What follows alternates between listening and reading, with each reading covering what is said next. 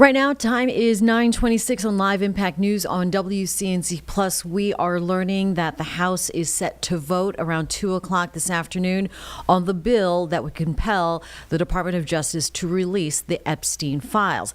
Ahead of the vote, survivors and lawmakers gathering on the steps of D.C. for a live press conference and telling their stories. Let's go to this live now on Live Impact News. To make a difference today. So, let's stand together to protect our children and our peace. Thank you. Yes. Good job. Good morning. I want to say a few things before I begin. My speech may not be great. It was thrown together last minute as I only came here, decided Friday, when one of us who has spoken several times decided she couldn't come because of the threats. She was too scared. So I want to say, when you threaten one of us, you're threatening all of us. Yep. We are together now, and that's never going to change. This is me at 16 when I met Jeffrey Epstein. Now I'll start. It is an honor to stand here before the American people. However, I shouldn't have to stand here at all. I'm here because as a child, I was pulled into Jeffrey Epstein's world, a world built on exploitation and manipulation of innocence and the protection of powerful men and women who believed that they were untouchable. Today, we'd rather be preparing for the holidays. We'd rather be at home with our families, baking with our children and decorating the Christmas tree, as we try to move past this horrific moment that has impacted our entire adult lives. However, that's not possible because it's become something it should have never been, political and sensationalized. The truth is simple. We were victimized as children and failed repeatedly by the very system that was supposed to protect us. That's why we stand here today, to demand justice and accountability, not just for Epstein and his crimes, but for every predator and every enabler who participates in or protects abusers. The Epstein case was gravely mishandled consistently and deliberately over many years. Epstein could have been stopped decades ago, but instead he was able to continue his abuse, even during his sweetheart deal, yes, with his ankle monitor on and beyond. A deal that protected him and silenced us. While I was a child fighting to survive what happened to us, federal prosecutors were negotiating ways to shield powerful adults. And the failures didn't stop there. Our civil cases were met with hostile judges and delay tactics, intimidation, and PR campaigns designed to smear us in the public eye. We were treated as problems to be managed instead of victims to be protected.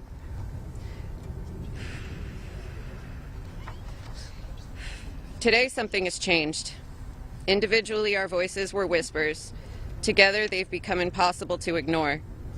We are encouraged to see elected officials from both parties, thank you, come together and finally take action to release the files. I'll leave it there. Thank you. Good job. Yes, Ashley. Good morning. My name is Wendy, and I'm standing here today with a truth that still scares me to say out loud.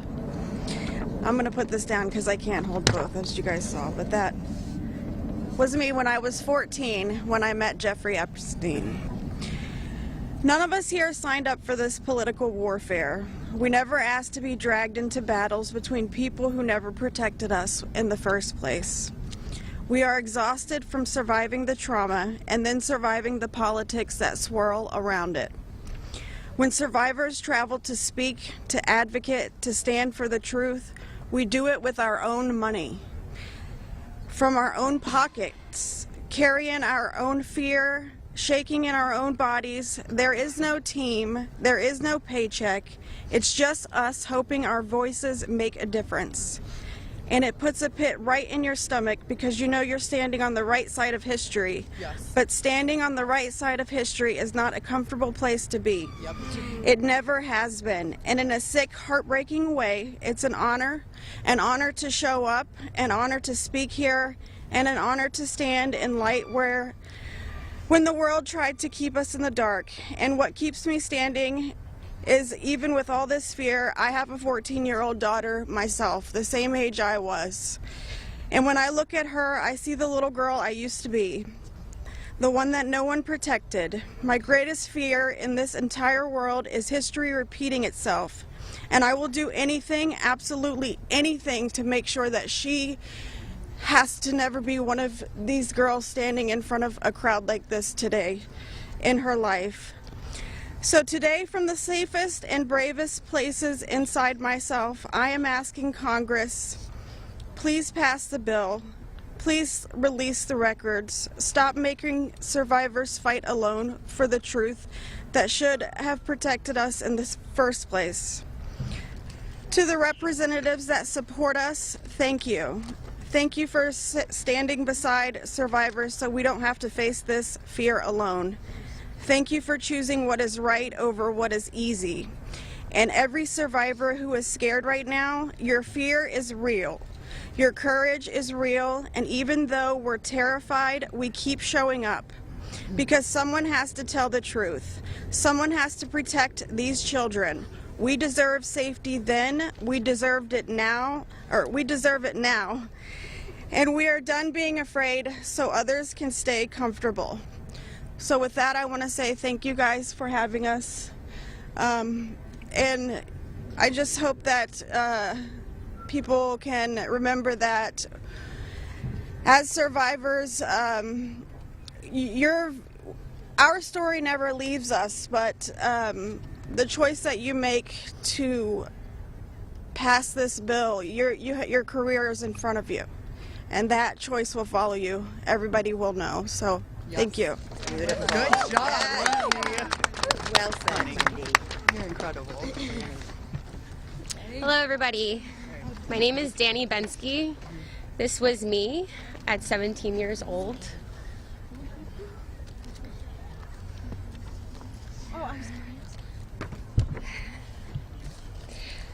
Coming from the dance world, I was recruited in 2004 after a systematic breaking down where Epstein leveraged my mother's brain tumor scans. He threatened me to withhold care for her. He trapped me in a year-long cycle of abuse.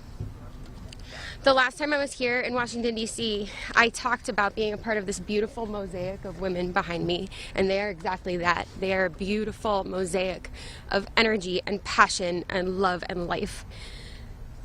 I am one story of 1,000. You think of that number, 1,000. I spoke of how big our hopes and dreams once were, and I talked about how they were completely shattered at the hands of Ghislaine Maxwell and Jeffrey Epstein. Now, I look at this amazing community behind me. They are survivor sisters. We are together. We stand together in this. And I realize that we are a representation of women across America. We come from different backgrounds. We have different religions. We are different races, different creeds, different ethnicities. We have different political affiliations. Some of us don't want to be political at all. And yet we stand here together for this cause. We're united in the call for transparency, complete transparency, to find justice. Justice for our younger selves. These pictures that you see, they're real people. I wish I could go back and give my former self a hug and say, this matters and it's going to change, and mean it. We are standing here for justice for the youth of tomorrow, and justice for those who are no longer with us, like the beautiful, brave Virginia Giuffre. We understand that the road is long, but I implore you to stay the course, please. Living in an age where you can get news in 10-second clips on your phone, I know that this is a big task for us, but it's a very personal one for survivors. It's a very personal one for us as a country. So I'd like to ask you to try something right now. I'd like everybody to close their eyes or soften their gaze just for a moment, and I want everybody to think of a child that is close to them between the ages of 14 and 18 years old. It could be your daughter, it could be your niece, it could be a friend's kids, it could be you at a former age, it could be your mother at that age. But really envision that for a second, 14 to 18 years old. Once you think of that person, I want you to think about what they feel like. What is their energy? What do they smell like? What sound do they make when they laugh? Really think about that child, just for a moment. Now I want you to picture a pair of giant looming wooden doors and an overbearing marble landing. Those are the doors to Jeffrey Epstein's house.